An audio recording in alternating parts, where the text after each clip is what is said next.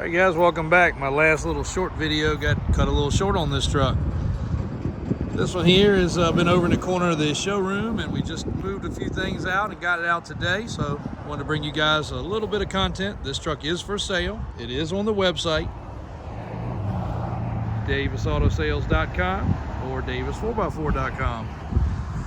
Now yes, before you load up the comments, it does have the non-old school tire and wheel look.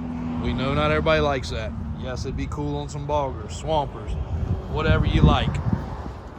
This truck will clear a bigger tire. This is a 40-15-50 on a 22x16 billet specialty forged wheel. For you that do like it, that's the details on the wheel and tire. 16 wide, pretty cool. These wheels were custom built many years ago for a different show truck. Anyway, it will run a bigger tire. Previous owner had a military tire on it, and the fenders have been clearanced, and they did a good job. You can see where they shaved it back, and instead of just cutting it, they actually put the sheet metal on it and smoothed it back and painted it all at the same time. Now this is not a truck that we built, and when we say that, people get fearful. Like, you know, we don't build every single one of these, just so you guys know. I mean, we're not robots that we can pump out, you know, square bodies overnight. But we do go over them pretty closely, and as far as safety goes, we've been over this truck pretty well. Checks out pretty well. Got a really well-built small block. I'll fire it up. It cams really hard. It is not a stick shift. A lot of people have confused this shifter that it's a stick shift. It is not. That's an automatic shifter. There's your floor shifter. It does have the autometer gauges. If you like the wheels, those are the front center caps. Of course, the hubs stick through. The seat's been redone. It is a manual window, manual lock truck. The dash is pretty decently replaced. Stereo, carpet. And it doesn't appear that it was a rust bucket truck. I'm sure it had some bodywork like any aged truck. But looking at the chassis, it's pretty smooth and clean.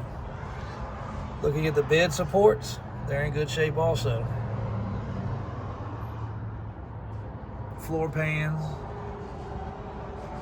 It does have traction bars. It does have kicker shocks. That would probably serve no purpose, but they looked cool in the 80s and 90s. It's got braided brake hoses. It does have crossover steering. Another thing you'll notice, it is a Dana 60 truck and a 14-bolt truck.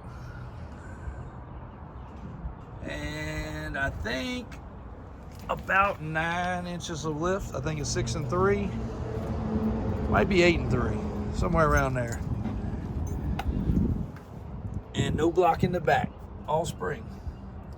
Flowmaster exhaust kicking down.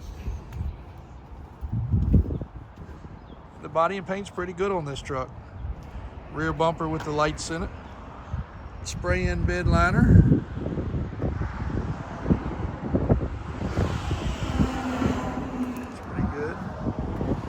And we've shook it down, checked it over. They could use an upgraded matching track bar to go with the steering, which of course Davis Off-Road sells. Brian and Daniel can pump those out. What else? You know, you can put some power steps on it. We could definitely accommodate you. This truck will run a 39 1850 Bogger with ease. 42 Swamper we also talked about. Does have a steel cowl hood. Billet grill.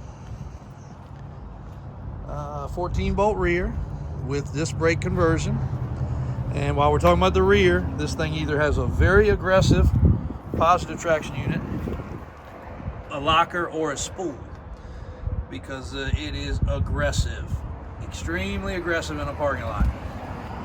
So if you guys don't know what I'm talking about there, when you go to turn these big tires, especially turning out, like if you were going to pull out right here in this tight spot, this inside tire is going to burp, burp, burp, burp. It's going to bark on you, kind of like a race car would. It's great for traction, but it does kind of suck for driving. So if you're, you know, doing a lot of parking lot driving, might not be the best solution. Might need to pop that out. Of course, it's a 14-bolt, no big deal. You pop it out, change it up. The pinion angle could use to be adjusted a slight amount.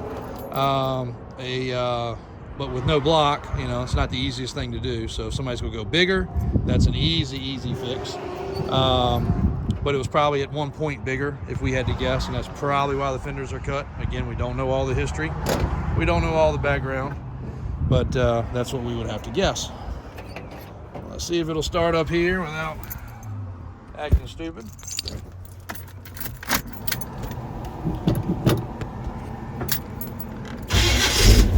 There we go.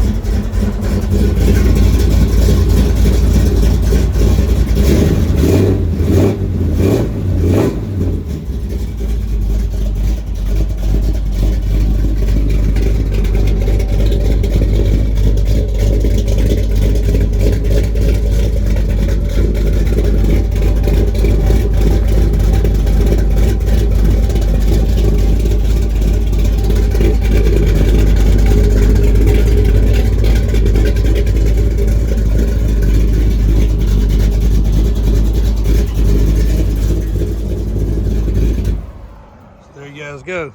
I will pop the hood on the next video. Battery is getting ready to die, and I've got a customer waiting on me, so get you that on the next one. One last touch: if you do decide to keep it on these tires and wheels, just like Toyos, they are dry rotting in the, or everybody calls it something different, dry cracking, but due to age and sun, they do have the little splits. So just keep that in mind. Davis Drives on YouTube, Davis Auto Sales.